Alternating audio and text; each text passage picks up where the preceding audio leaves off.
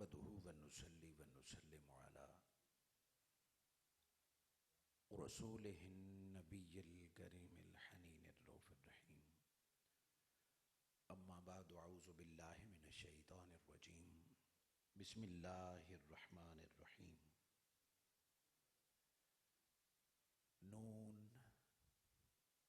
والقلم وما يسطرون. صدق الله مولانا العظيم. مولاي صل وسلم دائما ابدا على حبيبك خير خلق كلهم. اللهم صل على سيدنا محمد وعلى آله وأصحابه وبناته وعشاقه اجمعین. صد بار شکر اس پیدا کرنے والی ذات کا جس کی عنایت کردہ توفیق اور فضل و کرم سے میں اور آپ اولیاء اللہ کے قدموں میں بیٹھ کر اللہ کے گھر میں اللہ کی عطا کردہ نعمتوں کا شکر ادا کرنے کے لیے دور و نزدیک سے جمع ہیں. ذی قدر سادات اعظام، معزز علماء کرام، حفاظ قرآن، معززین علاقہ، علم سے اور اولیاء اللہ سے محبت کرنے والے چیدہ افراد آج تشریف فرما ہیں، اور میں طالب علم کی یہ عزت افزائی ہے، یہ خوش نصیبی ہے کہ صدر العلماء سید احمد دین گانگوی فرنگی محلی رحمت اللہ علیہ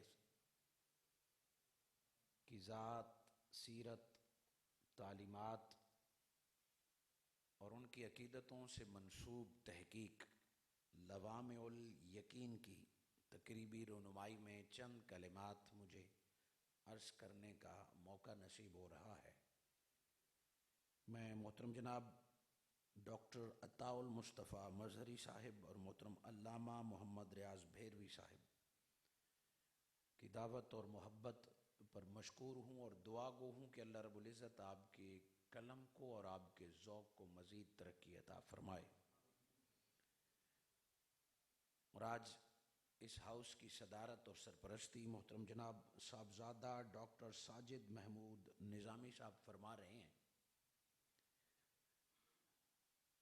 ان کی موجودگی میں صاحبزادہ محمد نعیم الدین گانگوی اور صاحبزادہ ظہیر الدین گانگوی جو اس وراثت کے امین ہیں اور اس علمی خزانے کے امین ہیں جو اللہ رب العزت نے آباء و اجداد کی صورت میں انہیں عطا فرمایا، اور آج صاحب علم کے قدموں میں ان کے علم کے قدم موتی بکھیرنے کے لیے معزز علماء مشائخ دور و نزدیک سے جمع ہیں.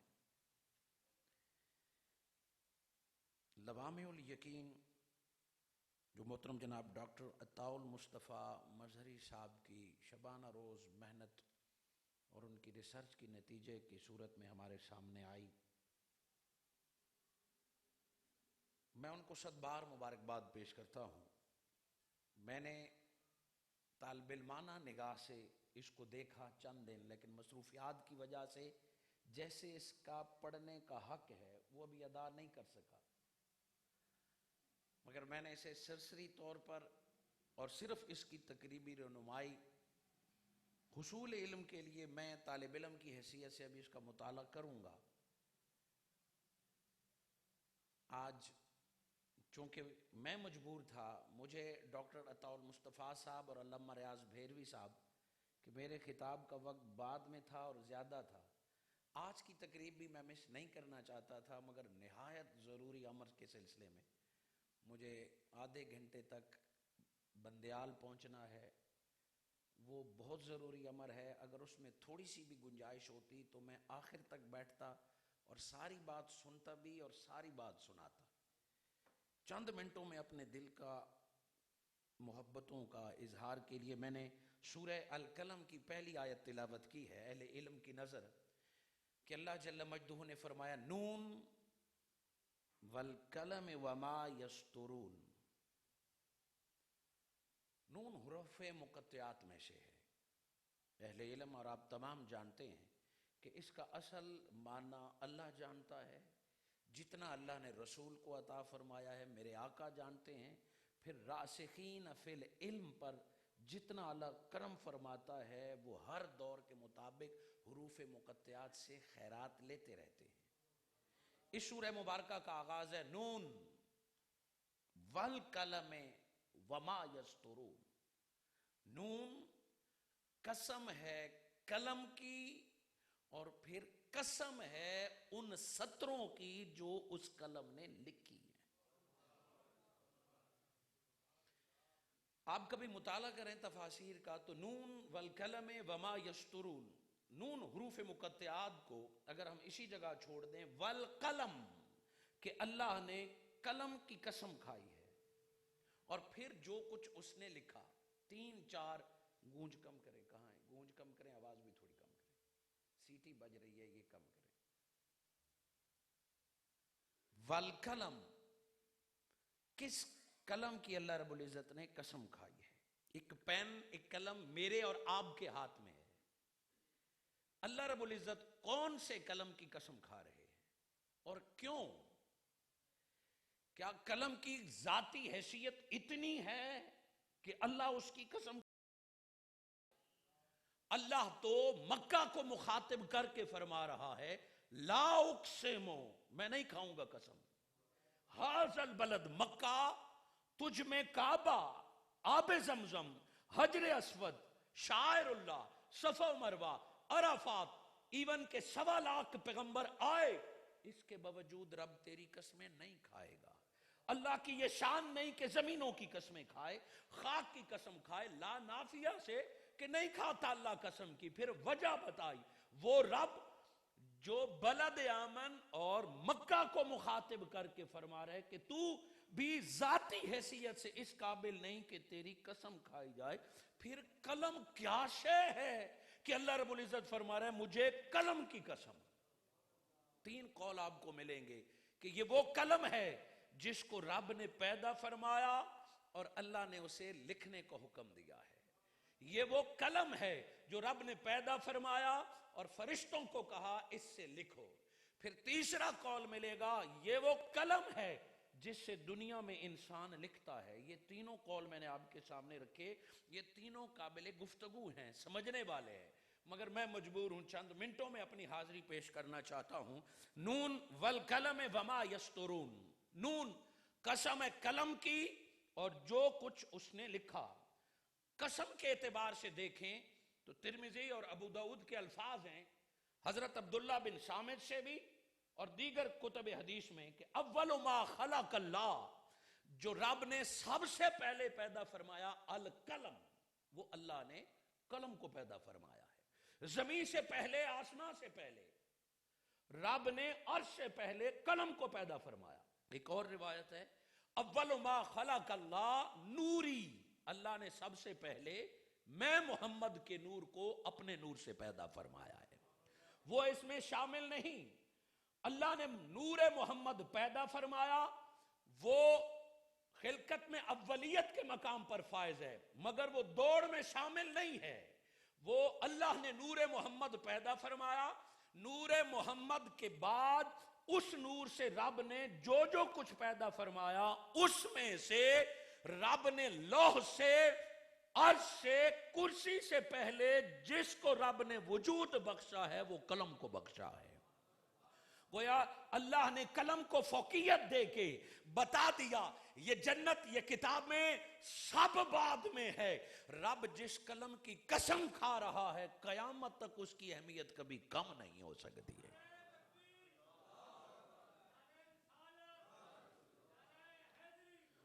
وما یسطرون، اور جو کچھ قلم نے لکھا. اسی حدیث کا آخری حصہ ہے کہ اللہ نے قلم کو پیدا فرمایا اور پھر قلم کو حکم دیا اکتب، لکھ، تو لکھ.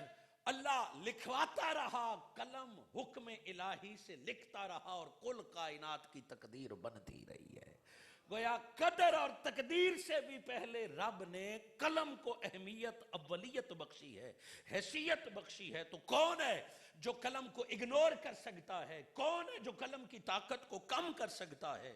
اور پھر پہلی سورہ اور پہلی آیت جو اتاری اس میں بھی خالق کائنات نے الذی بالقلم کا ذکر فرمایا ہے کہ تعلیم، پڑھنا، پڑھانا سب کچھ اپنی جگہ پر، ان ساری چیزوں کی اہمیت قیامت تک رہے گی تو نو کے قلم اور قلم کی سیاہی سے قائم ہوتی رہے گی۔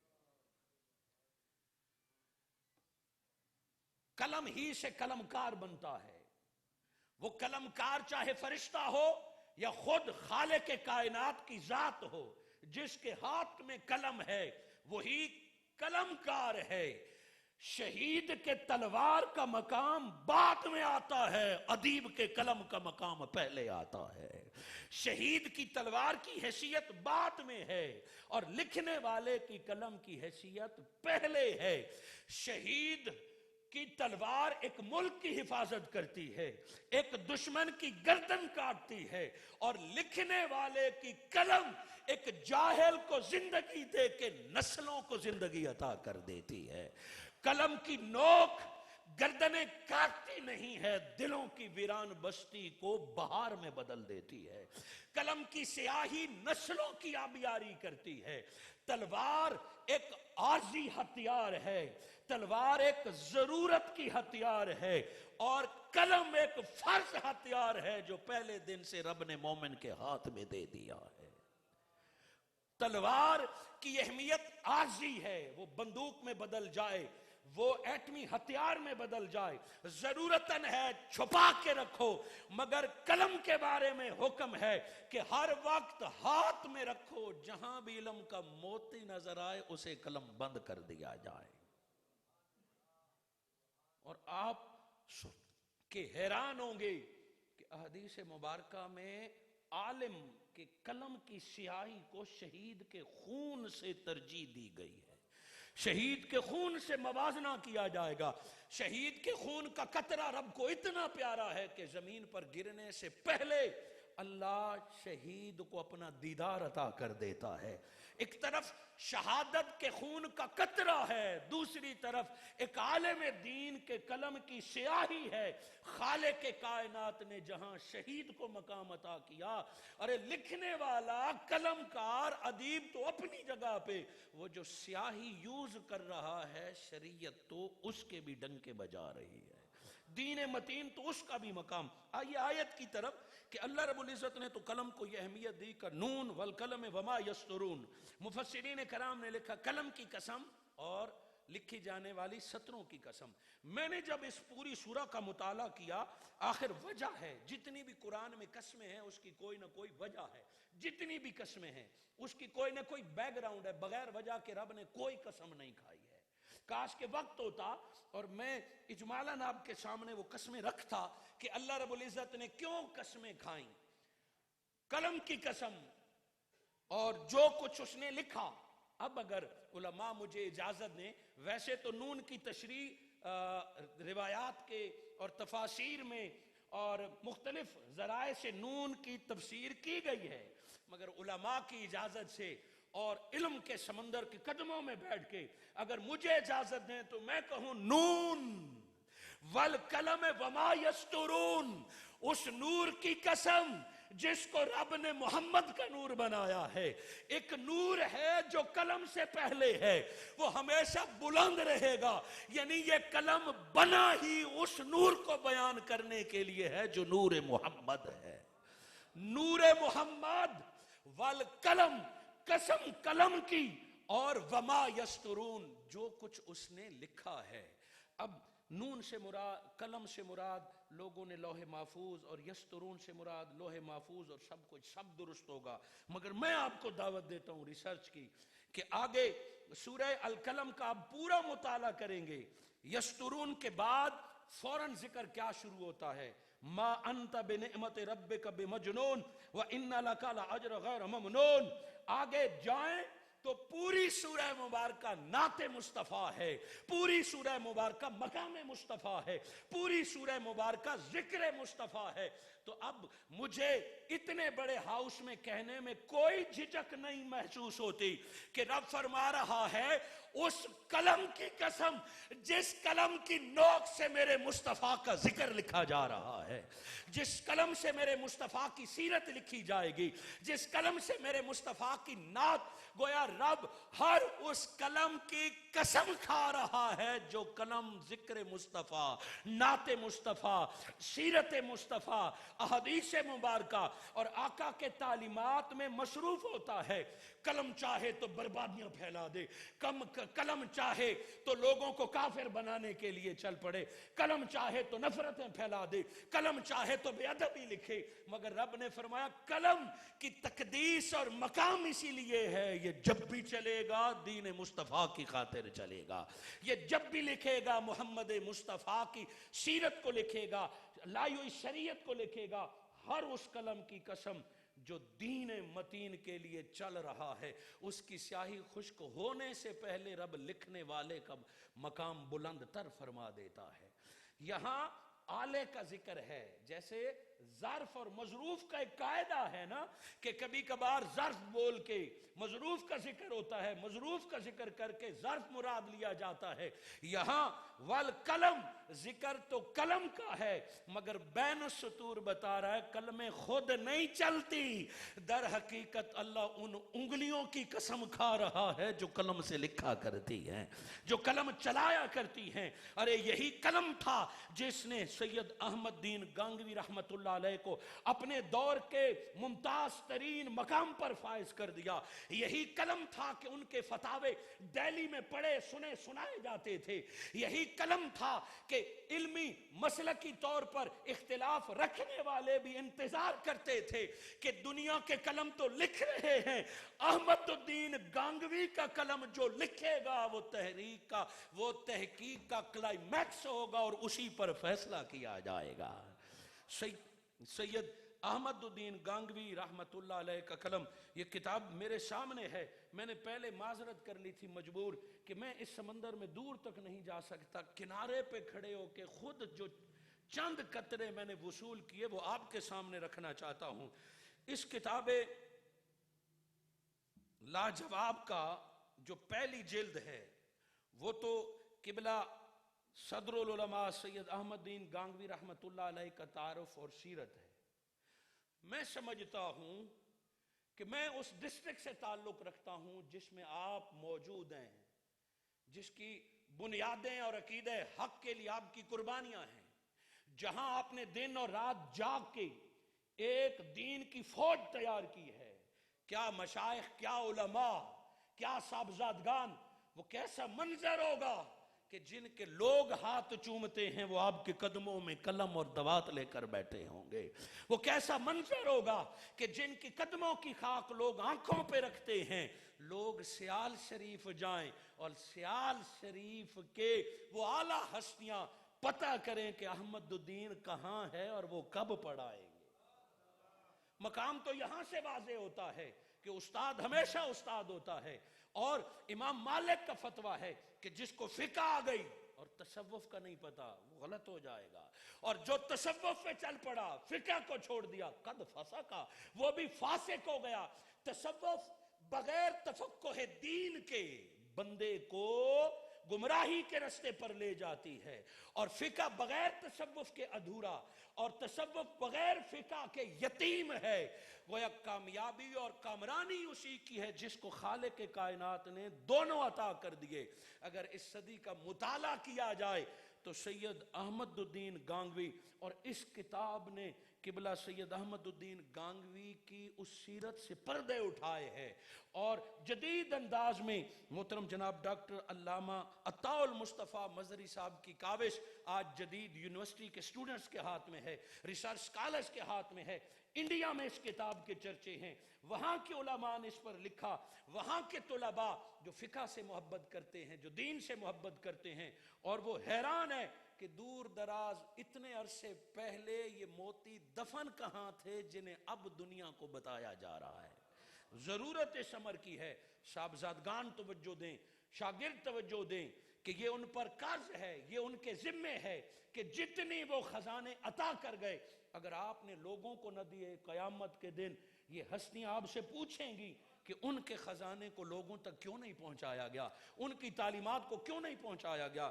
اور مجھے جب بھی موقع ملا، مجھے پہلا تعارف دوران طالب علمی جسٹس پیر کرم شاہ رحمت اللہ علیہ کے رسالے ضیاء حرم میں ایک مضمون سے ہوا، چونکہ ایک میں طالب علم تھا، ہم اسکول سے اٹھ کے گیا تھا، میں 94 کی بات کر رہا ہوں، جب منہاج القرآن میں پہلے یا دوسرے سال کا طالب علم تھا، تو ضیاء حرم کا ایک مضمون میں نے پڑھا اور گانگوی رحمت اللہ علیہ کی سیرت کے بارے میں چند جملے پڑھے۔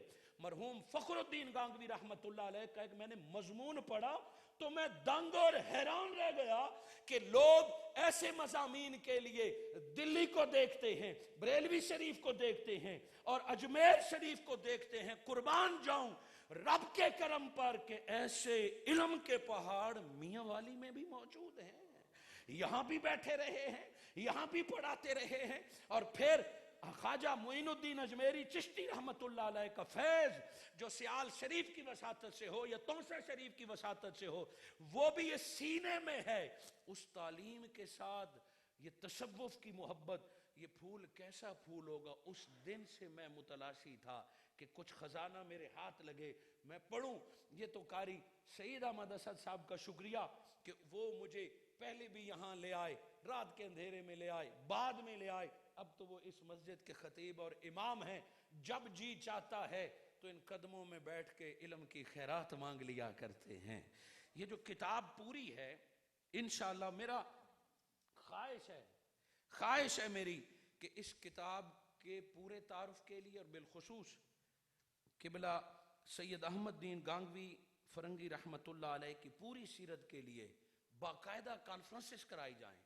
لوگ نہیں سنتے، دین کے طالب علموں کو بتایا جائے، مدارس کے طالب علموں کو تعارف کرایا جائے کہ یہ ہے معیار علم، یہ ہوتے ہیں علماء، یہ ہوتے ہیں فقہا۔ انہیں بتایا جائے کہ صدی پہلے جب کوئی سہولتیں نہیں ہوتی تھیں تب یہ معیار علم تھا، تب یہ معیار تحقیق تھا۔ یہ پوری کتاب پڑھنے کے قابل ہے، مگر اس کے 2 باب نے مجھے نہایت متاثر کیا اور وہ اس قابل ہیں کہ رات کے اندھیرے میں دنیا سے کٹ کے ان کا مطالعہ کیا جائے۔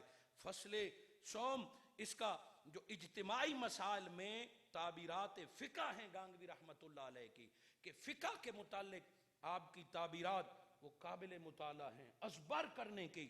فقہی تعبیرات کو منظر عام پر لانے کی ضرورت ہے۔ فقہی تعبیرات سے نابلد لوگ آج مفتی بن بیٹھے ہیں۔ آج فتاوی کا قلم ان کے پاس آ گیا جو میری طرح ٹوپی پہننا یا پگڑی پہننا جن کو آ گیا یا جن کو لباس پہننا آ گیا، ہم نے فتوے کا قلم ان کے ہاتھ میں دے دیا۔ آج چند ماہ فقہی اصلاحات سیکھ کر بیٹھنے والا اپنے آپ کو مفتی سمجھتا ہے، حالانکہ وہ دور تک نہ حدیث کے قانون سے واقف ہوتا ہے نہ اصول فقہ سے حافظ ہے، مگر اس کے نام کے ساتھ یا وہ خود یا اس کا مدرسہ یا سوسائٹی مفتی لگا دیتا ہے۔ مفتی کوئی ایسی ہستی نہیں ہے کہ چند امتحانات کے پرچے پاس کرنے کے بعد بندہ اس منصب پر فائز ہو جائے کہ مفتی بن جائے۔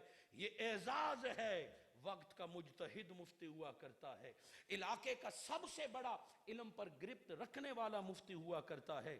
آپ کی کلامی تعبیرات وہ اس طرح ہیں کہ ایک ایک جملے پر ریسرچ اور مضمون لکھنے والے ہیں۔ باب چہارم جو قبلہ گانگوی رحمت اللہ علیہ کی فقہی تفردات اور امتیاز، ڈاکٹر عطاء المصطفیٰ نے جو باب قائم کیا ہے، فقہی تفردات اور امتیاز، آج معاشرے میں بڑی عجیب روش چل پڑی ہے۔ جس سے بھی فتویٰ مانگنے جائیں وہ ایک پرانی کتاب کھولے گا، صفحہ بتائے گا اور کہے گا اس میں یہ نہیں ہے اس لیے میں نہیں مانتا۔ چند کتابوں پر ہمارا فتویٰ اور علم جا کے رک جاتا ہے۔ فلاں فتوے میں نہیں ہے ہم اس کو نہیں مانتے، فلاں فتوہ ہے ہم اس کو نہیں مانتے۔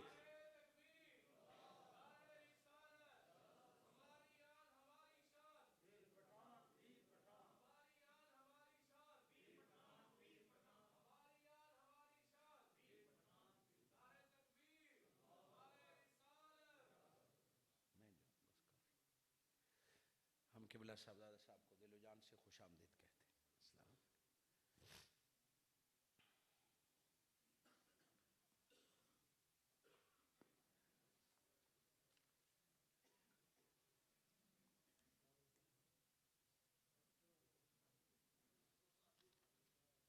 تشریف رکھیں جی.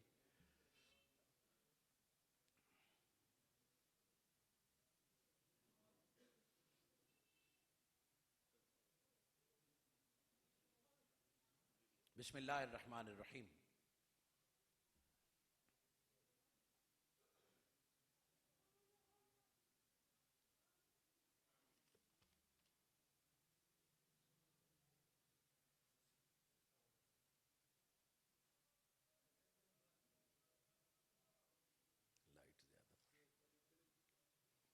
بسم اللہ الرحمن الرحیم. قبلہ صاحبزادہ صاحب کو ہم دل و جان سے خوش آمدید کہتے ہیں. آپ کی موجودگی میں چند کلمات آپ تشریف رکھیں تاکہ میں اپنی گفتگو کا اختتام کروں. حاضرین کرام، میں اپنی گفتگو کے جس مقام پر پہنچا تھا کہ اگر اس کتاب کا مطالعہ کریں، فقہی تفردات اور امتیاز اور بالخصوص قبلہ گانگوی رحمۃ اللہ علیہ کے فتاوے کا مطالعہ کریں، کیا کمال آج کے دور میں جو علماء ایک دوسرے سے دست و گریباں ہیں، نام فقہ کا ہے، نام عقائد کا ہے، مگر ذاتی دشمنیاں پالی جا رہی ہیں. آج قلم سے نکلنے والی تحریر سن کے پڑھ کے بندہ شرمندہ ہوتا ہے کہ نام کتنا بڑا، اور قلم سے لکھنے والے تحریر کے الفاظ زہر اگل رہے ہوتے ہیں. وہ نوجوان نسل کے قلم سے محبت کو نفرت میں بدل رہے ہیں. زبانوں سے جو فتوے دیے جا رہے ہیں، منبر و محراب پر جو زبان استعمال کی جا رہی ہے، قربان جائیں سید احمد دین گانگوی رحمت اللہ علیہ کے اختلاف پر کہ آپ نے اختلاف بھی کیا اور ڈنکے کے چوٹ پر کیا ہے. وقت کے اعلیٰ ترین ہستیوں سے اختلاف کیا ہے، اپنے ہم مسلک لوگوں سے کیا ہے، غیر مسلک لوگوں سے کیا ہے، غیر مقلد لوگوں سے کیا ہے، مگر جب قلم کو چلایا وہ شستگی، وہ ادب اور احترام کہ کافر بھی کہہ رہے ہیں کہ اس ادب سے کہہ رہے ہیں کہ کافر بھی سمجھ گیا ہے کہ مجھے کافر کہتا ہے، مگر کہنے والا تہذیب سے بھی آشنا ہے اور ایمان سے بھی آشنا ہے. کس طریقے سے انہوں نے فقہ کا اختلاف کیا. آج تو زوال کس جگہ پہ ہیں کہ کسی کا فتوے کا رد کریں تو کتابیں لکھی جاتی ہیں، کانفرنسیں کی جاتی ہیں. آج زوال اسی لیے ہے کہ ہر کوئی اپنی بات کو حرف آخر سمجھ رہا ہے. قرآن کی آیتیں پیش کریں تو انکار کر دے گا. ادلہ اربع کی اہمیت ہی نہیں رہ گئی کہ فلاں مفتی نے کہا میں صرف وہی مانتا ہوں، فلاں امام نے کہا میں وہی مانتا ہوں. اس روش سے ہم نے اپنے مسلک کو بدنام کر دیا، ہم نے فقہ حنفی کو بدنام کر دیا، ہم نے اہل سنت کو بدنام کر دیا، ہم نے اپنے ائمہ کو بدنام کر دیا. ارے دین کا اختلاف ایک دوسرے کو کافر بنانا نہیں ہے. میں حیران رہ گیا تکفیریت کے بارے میں ڈاکٹر محمد طاہر القادری مدظ اللہ العالی کے موقف نے مجھے متاثر کیا.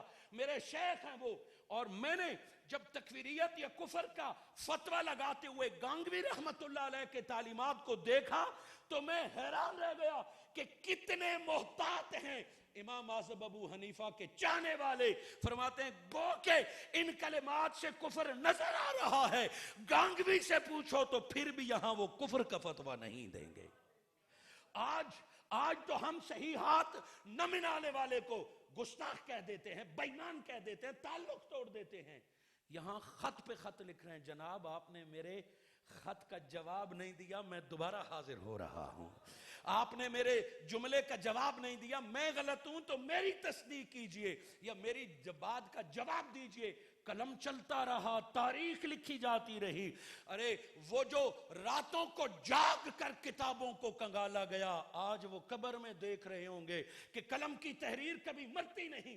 مجھ جیسے ٹوٹے پھوٹے الفاظ ہوا میں ختم ہو جاتے ہیں، یا کیمرہ چند سال کے لیے محفوظ کرے گا، ڈیٹے اڑ جاتے ہیں، سب کچھ ختم ہو جاتا ہے، کمپیوٹر ہیک ہو جاتے ہیں، مگر نون والقلم وما یسطرون کا جس نے قلم سے لکھ لیا، جب تک قلم والا رب موجود ہے قلم کی تحریر کسی نہ کسی صورت میں آتی رہے گی. وہ جو قلم سے لکھتے رہے، آج ڈاکٹر عطاء مصطفیٰ مظہری کی ڈیوٹی لگی, ڈاکٹر ریاض صاحب کی ڈیوٹی لگی, صاحبزادگان کی لگی, کہ جنہوں نے راتوں کو جاگ کر قلم اور سیاہی سے لکھا تھا وقت آ گیا ہے کہ دنیا تک پہنچا دیا جائے. یقیناً ایسے علمی خزانے ہوں گے. میں صاحبزادہ صاحب کی بارگاہ میں بھی یہ گزارش کروں گا کہ میں نے معذرت کی, کہیں شرکت کرنی تھی صاحبزادہ صاحب, میرا ٹائم انہوں نے آخر میں رکھا تھا, مگر ایک جگہ آپ کی زیارت, ڈاکٹر صاحب ساجد صاحب کی زیارت, اور یہ میرا اعزاز تھا, اس لیے چند منٹ, وگرنہ اس کتاب پر گفتگو کرنے کے لیے میرا دل مچل رہا ہے. اس پوری کتاب کو پڑھتے پڑھتے ایک جملے پہ میں رک گیا, اور نہ پوچھیں کہ اس کو دیکھ کر خوشی سے آنکھیں نم ہوتی تھی, یا آج علماء اور مدارس کے معیار کو دیکھ کر یہ دل روتا تھا. مجھے نہیں سمجھ آئی کہ میں اس ہستی کے قلم کی چلنے پر رویا یا اپنی حالت پہ رویا. میں جملے آپ کو سنانا چاہتا ہوں. صفحہ نمبر 548, سید احمد الدین گانگوی کی نظر میں فساد فی الدین کا سبب. آج دیکھیے تو صحیح, ہمارے مسجدیں کیوں ویران ہیں, ہمارے مدرسوں میں پڑھنے لوگ کیوں نہیں آ رہے, ہمارے علماء کی قدر کیوں نہیں ہے. کہنے کی بجائے ہم زمانے کو گالی دیتے ہیں. میرے آقا نے فرمایا لا یسب الدہر, زمانے کو گالی مت دیں, انا دہر, زمانہ تمہیں مصطفیٰ کا ہے. آج ہم زمانے کو گالی دیتے ہیں, نوجوان نسل کو گالی دیتے ہیں. کبھی ہم نے سوچا ہی نہیں کہ فساد ہے کہاں. منبر محراب کیوں ویران ہو گئے, مدرسے کیوں بند ہو رہے ہیں. کیا وسائل پہلے زیادہ تھے اب کم ہیں؟ کیا چندے پہلے زیادہ تھے اب کم ہیں؟ کیا اس وقت نہ پنکھے نہ روشنیاں, اور چراغ کی لو تلے جو طالب علم بنے وہ دنیا کے امام بن گئے. آج مدرسوں میں ایسی لگے ہوئے ہیں, بنے کھانے آ رہے ہیں. آخر کیوں گانگوی پیدا نہیں ہو رہے, آخر کیوں غزالی پیدا نہیں ہو رہا, آخر کیوں رومی کی لذت نہیں آ رہی. ڈاکٹر عطاء مصطفیٰ صاحب نے جو ٹائٹل کے طور پہ جملہ چنا وہی متوجہ کرتا ہے. سید احمد دین گانگوی کی نظر میں فساد فی الدین کا سبب. پورا پہرا پڑتا اپنے دل کے لذت کے لیے, مگر وقت کی کمی کی وجہ سے آپ کے سامنے آپ قدیم علماء کے ہاں پائی جانے والی اس علمی روایت کو شد و مد سے بیان کرتے ہیں, تاکہ نہ اہل شخص کو دین کا علم نہ سکھایا جائے. آپ فرماتے ہیں کن خصوصیات کے حامل شخص کو دینی علوم حاصل کرنا چاہیے. مدارس میں بھیجے جانے والے طلباء کی مینٹلی معیار کو دیکھیں, کس طرح کے لوگ ہم پہلے مدارس میں بھیجتے ہیں, اور مدرسے میں دین جیسی علوم کو پڑھانے کے لیے ہم داخلے کا معیار کیا رکھتے ہیں. ہم کس طرح کے لوگوں کو دین میں داخل کرتے ہیں, اور پھر توقع کرتے ہیں کہ رزلٹ آئے. کیا میڈیکل میں ہر کسی کو داخلہ مل جاتا ہے؟ کیا انجینئرنگ میں ہر کسی کو داخلہ مل جاتا ہے؟ کیا ڈرائیونگ کی سیٹ پہ ہر کسی کو بٹھا دیا جاتا ہے؟ نہیں. بنا ڈرائیونگ سیٹ سیکھے کوئی ڈرائیور بھی نہیں رکھتا, مگر بنا دین سیے ہم ممبرات دے دیتے ہیں. اس کی پگڑی دیکھ کر, اس کے کپڑے دیکھ کر, اس کی داڑھی دیکھ کر ہم آقا کا ممبر اس کے حوالے کر دیتے ہیں. تو بتائیے نفرتیں پیدا نہ ہو, جہالت عام نہ ہو, علماء پر فتوے نہ لگیں تو کیا ہو. آپ فرماتے ہیں کہ کن خصوصیات کے حامل شخص کو دینی علوم حاصل کرنا چاہیے, کس طرح کے اساتذہ سے حاصل کرنا چاہیے. کبھی ہم نے پوچھا ہے فلاں استاد کہاں ہے؟ ہم تو مدرسے کا ٹائٹل دیکھ کے, کھانا رہائش دیکھ کے. آپ فرماتے ہیں کس طرح کے اساتذہ سے علم حاصل کرنا چاہیے. سنیے جو جملہ خاص کر سنانا چاہتا ہوں. حصول علم دین سے پہلے ضروری ہے کہ خواہش مند طالب علم کی ذہنی صلاحیت کا امتحان لیا جائے. کہیں نظر آ رہا ہے؟ یہ بات نظر آ رہی ہے؟ میں جب میٹرک کر کے منہاج القرآن گیا تو 1100 لوگوں نے درخواست دی تھی, اور 500 کچھ لوگوں کو داخلہ ملا, اور میرا نام ویٹنگ لسٹ میں تھا کہ اگر کوئی نہ آیا تو آپ کو داخلہ دیا جائے گا. مجھے احساس تھا کہ صاحبزادہ محمد ضیاء اللہ بوروی جو اس وقت سجادہ نشین ہے, آپ بھی اسی سیشن میں آتے, گو کہ آپ پہلے پڑھ کے آ چکے تھے, مگر منہاج القرآن کی کلاس میں آپ نے بھی داخلہ جمع کرایا تھا. سو جب ویٹنگ لسٹ میں لگا تو میرا دل سا ٹوٹ گیا کہ پتہ نہیں داخلہ ملتا ہے، مگر مقدر نے یاوری کی کہ تو نالائق ہے، مگر کچھ باتیں تقدیر میں لکھی ہوئے ہیں، چند لوگ نہ آئے اور مجھے بھی منہاج القرآن میں بیٹھنے کا اعزاز مل گیا ہے۔ یہاں کتنے مدارس میں یہ معیار ملتا ہے کہ دین کا علم دینے کے لیے آپ فرماتے ہیں حصول علم دین سے پہلے ضروری ہے کہ خواہش مند طالب علم کی ذہنی صلاحیت کا امتحان لیا جائے، آیا کہ یہ شخص اس قابل ہے کہ اسے اصول دین پڑھایا جائے۔ اور جملے اگلے سننے والے ہیں، تکمیل علوم کے بعد پھر یہ پرکھا جائے کہ درسیات مکمل کرنے والا ایک فاضل اب اس قابل ہے کہ یہ بحثیت معلم و مبلغ لوگوں تک اس دین کو پہنچائے گا۔ یہ لفظ اس دور تک اشارہ ہے کہ ایسا تو نہیں ہے کہ یہاں پگڑی لینے کے بعد اپنی مرضی کے باتیں کرے گا، نہ اسے استاد کا موقف پتا، نہ فقہ کا موقف پتا، نہ اپنے بڑوں کے موقف کا پتا، جو منہ پہ آیا یا جو سنا سنایا۔ رہی صحیح کسر فیس بک کے مفتیوں نے پوری کر دی ہے، واٹس اپ کے دانشوروں نے اور نیٹ کے دانشوروں نے ختم کر دی ہے کہ ہمارا سورس ریسرچ کا سب سے بڑا ذریعہ اب فیس بک کی پوسٹ بن گئی ہے۔ ایک پوسٹ سے اپنا موقف بدل دیتے ہیں، کسی کے دو جملے کی تقریر سن کے اس پر کفر کے فتوے لگا دیتے ہیں۔ آپ فرماتے ہیں کہ تکمیل علوم گو کہ اس نے رٹے سے امتحان پاس کر لیا ہے، اب پرکھا جائے۔ یہ پرکھنا کس کو کہتے ہیں؟ پرکھا جائے کہ درسیات مکمل کرنے والا ایک فاضل اب اس قابل ہے کہ یہ بحیثیت معلم و مبلغ لوگوں تک اس دین کو پہنچائے۔ مولانا گانگوی نے اپنی تصانیف میں علوم دین کے حوالے سے بیان کردہ اس معیار کو جا بجا ذکر کیا۔ آگے پورے 2 صفحے ہیں، یہ کتاب لیں اور پڑھیں کہ آج سے پورا صدی پہلے گانگوی رحمت اللہ علیہ کو یہ دن نظر آ رہے تھے کہ وہ وقت آنے والا ہے کہ نہ اہل لوگوں کے ہاتھ میں قلم چلا جائے گا، نہ اہل لوگوں کے پاس فتوے کی پگڑی آ جائے گی، اور پڑھے بغیر وہ ممبروں پر بیٹھے ہوں گے۔ یہ زوال ہے۔ اس تحقیق کا جو کمال کہ قبلہ گانگوی رحمت اللہ علیہ کی تو شاید تحقیق کا یہ جز ہو، مگر ڈاکٹر صاحب نے کمال کر دیا کہ ہم جیسے طالب علموں کو یہ خلاصہ بنا کے لوامع الیقین، اور میری خواہش ہے کہ اس کا اگلا حصہ بھی جلد چھپنا چاہیے، چونکہ میرا جہاں تعلق ہے وہ منہاج القرآن ہے۔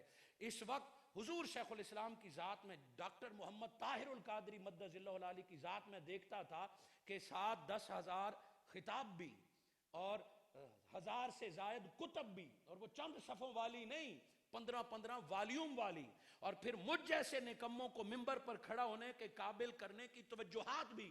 میں سمجھا کہ یہ صلاحیتیں کسی اور میں بھی ہوں گی کہ فقہ بھی، حدیث بھی، تصوف بھی، روحانیت بھی، علم بھی، تقریر بھی، سیاست بھی۔ اور میں جب گانگوی رحمت اللہ علیہ کی سیرت کو دیکھتا ہوں تو آپ اپنے وقت کے ہندوؤں کو بھی للکار رہے ہیں۔ اگر ہندو کے پیسے سے مسجد بن رہی ہے تب بھی آپ ڈٹ کے کھڑے ہو رہے ہیں، اور آپ وقت کے پادریوں کو بھی للکار رہے ہیں۔ ان کے پاس بھی جانے میں نہیں کتراتے، ان کو اپنی مسجد میں بلانے پر بھی نہیں کتراتے ہیں کہ آؤ مجھ سے بات کرو عیسائیت پہ۔ میں جب آج ڈاکٹر محمد طاہر القادری مدظ اللہ العالی جو آج حیات ہیں ان کی صفات دیکھتا ہوں استاد کی حیثیت سے، تو کمال مسجد میں کھڑے ہو کے کہہ رہا ہوں کہ جو آج زندہ بندے میں صفات ہیں وہ قبلہ گانگوی رحمت اللہ علیہ کی کتابوں میں مجھے ان میں نظر آ رہے ہیں۔ وہ تبحر علمی، اور صاحبزادہ صاحب موجود ہیں، مجھے اس بات پر ہمیشہ محبت، ہاں اس میں محفل، اس میں سما پر جو ڈاکٹر مصطفیٰ صاحب نے سما پر جو کی ہے، خود چشتی ہو کر سما پر جو انہوں نے لکھا ہے میں سلام پیش کرتا ہوں، خود چشتی ہو کر۔ وگرنہ بندہ اپنے ذوق کے لیے، جسے ہم کہتے ہیں دڑ وٹنا کہ کون سا حرام ہو رہا ہے، دڑ وٹ جاتا ہے۔ مگر گانگوی رحمت اللہ علیہ نے سما پر جو قلم اٹھایا، کبھی علماء اس کا مطالعہ کریں، بالخصوص چشتی حضرات اس کا، میرا خود ذوق چشتی ہے، آپ ان کا مطالعہ کریں کہ سما کو انہوں نے کس طرح عبادت کے درجے کے طور پر دلائل دیے ہیں، اور کس طرح جیسے قوالی کو ڈھونگ بنا لیا گیا ہے اس کی انہوں نے کس طرح تشریح کی ہے، کبھی مطالعہ کریں اس میں بھی اور جدا ان کے موقف میں۔ آخری لفظ جو مجبوری کی وجہ سے کہہ رہا ہوں، میں جی چاہا کہ بطور طالب علم یہاں بیٹھ کے میں باقی بھی سنوں کہ میرے بات پتہ نہیں کیا کیا گوشے سامنے آئیں گے۔ میں جب یہ بات تو ہمیں پتہ تھی، دیکھا کہ میرے استاذ المکرم ڈاکٹر محمد طاہر القادری نے بچپن میں پہلی تقریر سیال شریف میں کی ہے. آپ کے والد فرید الدین کو دربار پہ دعوت دی گئی کہ آپ کچھ سالانہ عرس کے موقع پر بولیں گے، تو آپ اپنے بیٹے کو ساتھ لے گئے، اور قبلہ پیر صاحب کی اجازت سے جب طاہر نے چند منٹ گفتگو کی، یہ بات تو ساری میں نے پڑھی تھی، سنی ہوئی تھی، کہ جب ڈاکٹر محمد طاہر القادری نے چند منٹ گفتگو کی تو قبلہ شیخ الاسلام خواجہ قمر الدین سیالوی رحمت اللہ علیہ نے فرمایا کہ میں نہیں ہوں گا، مگر ایک وقت آئے گا ہمارا مسلک اس بچے کی وجہ سے پہچانا جائے گا، اس مسلک کی مستقبل اس بچے کے ہاتھ میں ہے. وہ کلمات بہت سارے لوگوں نے اپنے کانوں سے سنے، کتابوں میں ہے، یہاں تک بات تو میں نے سیال شریف کی نسبت سے سنی اور منہاج القرآن میں سنی، مگر میں یہاں آیا تو میرا سر فخر سے تن گیا کہ اس دن سیال شریف پر ڈاکٹر محمد طاہر القادری کو جس ہستی نے کمپیئر کی صورت میں، نقیب کی صورت میں جس نے دعوت دی تھی، تو وہ علامہ فخر الدین گانگی رحمت اللہ علیہ، وہ میاں والی کے سپوت تھے جنہوں نے میرے شیخ کو دعوت دی. وہ پہلی تقریر تو سیال شریف کی تھی، دعا قبلہ شیخ الاسلام خواجہ قمر الدین سیالوی رحمت اللہ علیہ کی تھی، مگر سٹیج پر طاہر القادری کو پہلی دعوت دینے والی میرے شہر میاں والی کے سپوت ہے. یہ نسبت دونوں طرف سے مجھے حاصل ہے. تو اب آپ سمجھ رہے ہوں گے میرے دل کی لذت، آپ سمجھ رہے ہوں گے میرے ذوق کی. انہی ادھوری کلمات پر میں اجازت چاہوں گا، اپنے جگہ پر بیٹھیں. میرا صاحبزادگان کی، سادات کی محبت بھرا سلام، اور میرے دل میں حسرت رہ گئی. میں معذرت خواہ ہوں کہ اس پروگرام میں پہنچنے پر بالخصوص ڈاکٹر عطاء المصطفیٰ صاحب، میں آپ کی محبتیں اور آپ کی کتاب پر بولنے کا حق ادا نہیں کیا. یہ صرف آج چند کلمات تھے. میری کوشش ہوگی کہ اس کتاب کا تعارف میں ہر طالب علم کو کراؤں. بہت شکریہ علماء کا، سمع خراشی کا مدہ. میں صرف صاحبزادہ صاحب کی دست بوسی کر کے یہاں سے نکلوں گا، باقی ساتھیوں کو دور سے السلام علیکم.